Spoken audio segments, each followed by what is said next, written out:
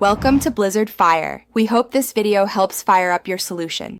In this video, I will explain how to decrease chlorine in your pool. First, you need to accurately test your water to understand the current chlorine level.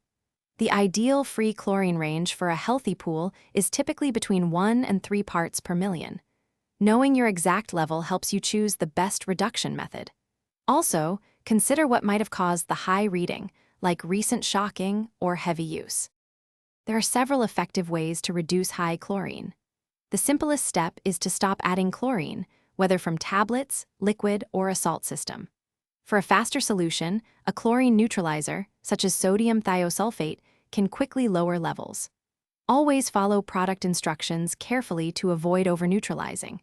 If levels are extremely high, partially draining and refilling with fresh water is also an option.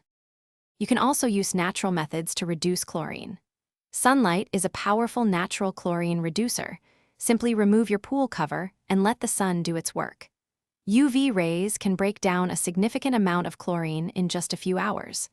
Running your pool's jets, fountains, or waterfalls also helps by aerating the water, which encourages chlorine gas to dissipate into the atmosphere.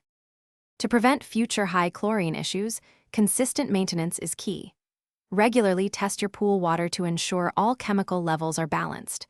Adjust your chlorinator settings according to how much your pool is used and current weather conditions. Also, maintaining a proper pH level, ideally between 7.2 and 7.6, ensures your chlorine works efficiently without needing excessive amounts. Thanks for watching. If you found this helpful, don't forget to like and subscribe.